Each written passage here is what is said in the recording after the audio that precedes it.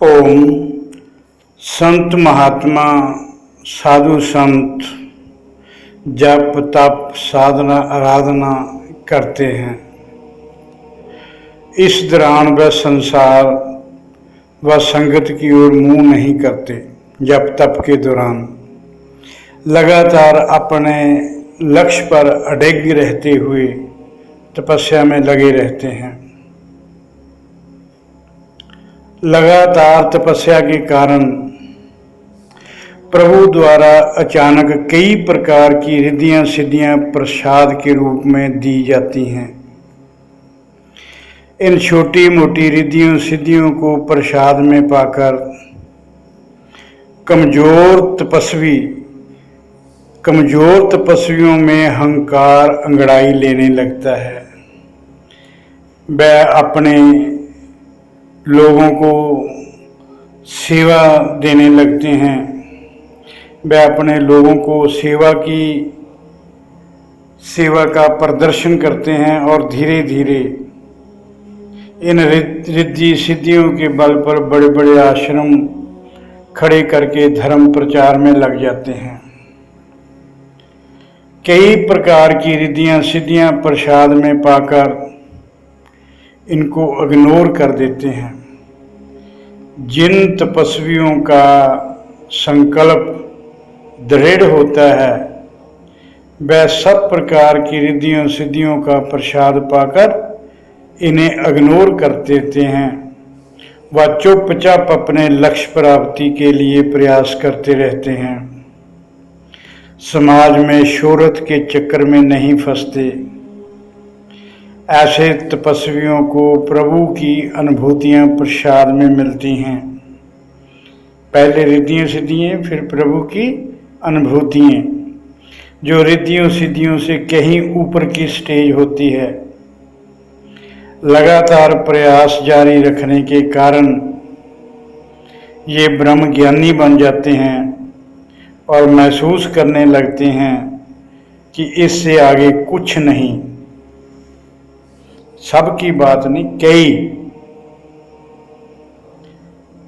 और वो महसूस करते हैं कि इससे आगे कुछ नहीं और मैंने मंजिल पा ली। फिर वह ब्रह्म ज्ञान का प्रचार करने के लिए समाज में वापस आकर मानवता का उद्धार करने का प्रयास करते हैं। प्रचार के चक्कर में फंसकर वह ब्रह्म ज्ञान तक ही सीमित रह जाते हैं। प्रगाढ़ जिज्ञासु तपस्वी ब्रह्म ज्ञान के बाद भी समाज में नहीं आते बल्कि लगे रहते हैं। जो ब्रह्म ज्ञानी अपने स्वरूप में कभी कभार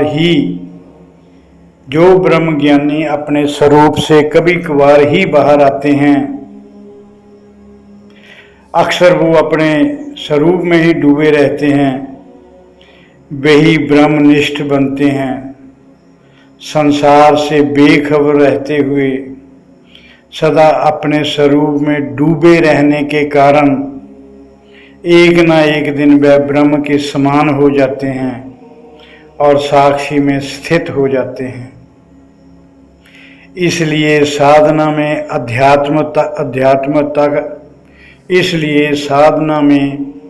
अध्यात्मकता के परम को पाना है तो जीवन में कामना व वासना मुक्त होकर बंधन मुक्त होने का प्रयास करें। भूतकाल वर्तमान व भविष्य की चिंता छोड़कर निस्वार्थ होकर परमार्थ से कार्य करते रहें।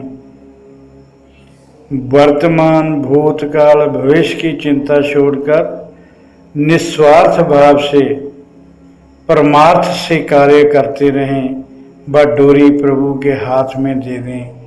अहंकार से मुक्त होने के लिए कर्तापन की भावना को छोड़कर सदा महसूस करें कि प्रभु ही करवा रहा है।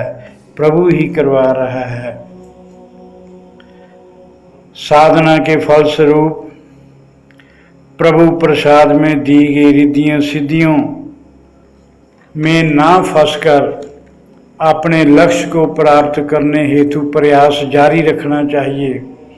जो भी इस मार्ग पर चलता है उसको रिद्धियों सिद्धियों के प्रसाद से कभी भी सेटिस्फाई होकर नहीं बैठ जाना चाहिए। सदा प्रयास जारी रखना चाहिए। ऐसे साधकों को ही ब्रह्म ज्ञानी, ब्रह्मनिष्ठ, ब्रह्म समान गुरु मिलते हैं जब मिलने की संभावना होती है। तब ही गुरु बाँह पकड़कर लक्ष्य के अंतिम छोर तक तब ही गुरु बाँह पकड़कर लक्ष्य के अंतिम छोर तक ले जाकर जन्म मरण की यात्रा समाप्त कर देते हैं।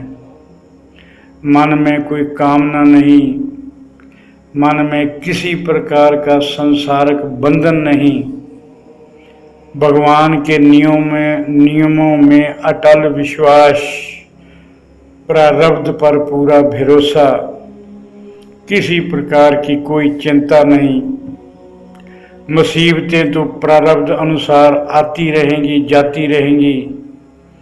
जीवन में कभी गम, कभी खुशी आती रहेगी। दृढ़ संकल्प वाला साधक ही विचलित नहीं होता। मन को विकारों से मुक्त करके वैराग की सीढ़ी थाम कर आगे बढ़ते रहना चाहिए। मन को विकारों से मुक्त करके वैराग्य की सीढ़ी थाम कर आगे बढ़ते रहना चाहिए। वैराग्य के बिना पूर्ण संत भी आपके भीतर प्रकाश की जोत नहीं जगा सकता। वैराग्य के बिना पूर्ण संत भी आपके भीतर ज्ञान के प्रकाश की जोत नहीं जला सकता। अंतिम लक्ष्य परम आनंद तक नहीं ले जा सकता। आपको अपना अंतःकरण शुद्ध करने का प्रयास जारी रखना होगा। शरीर के भीतर मन है जो संसारिक बंधनों में बंधा हुआ है। इस शरीर के भीतर ही आत्मा भी है जो बंधन मुक्त है। उसे किसी प्रकार का बंधन नहीं, केवल मन को अंतर्मुखी बनाना है। बस इस प्रयास में जो भी संसारिक रुकावटें बने, मन को अंतर्मुखी बनाने में जो भी संसारिक बंधन रुकावटें बने, उसे अपने जीवन से मुक्त कर दें। अगर कोई बंधन के रूप में प्रॉब्लम क्रिएट करता है तो उससे संबंध तोड़ने में कोई हर्ज नहीं। हमारा तो परमानेंट संबंध केवल प्रभु से है। हमें घुट घुट कर नहीं जीना, हमें आनंद में जीना है। जीव व आत्मा की एकता का प्रयास, जीव व आत्मा की एकता का ज्ञान देने का मेरा उद्देश्य है। इस एकता में आने वाली सभी प्रकार की रुकावटों को दूर करना मेरा उद्देश्य है। मेरा सहयोग हमेशा बना रहेगा। उस पर अमल करना या ना करना, उसके लिए आप स्वतंत्र हैं। आप स्वतंत्र हैं। ओम।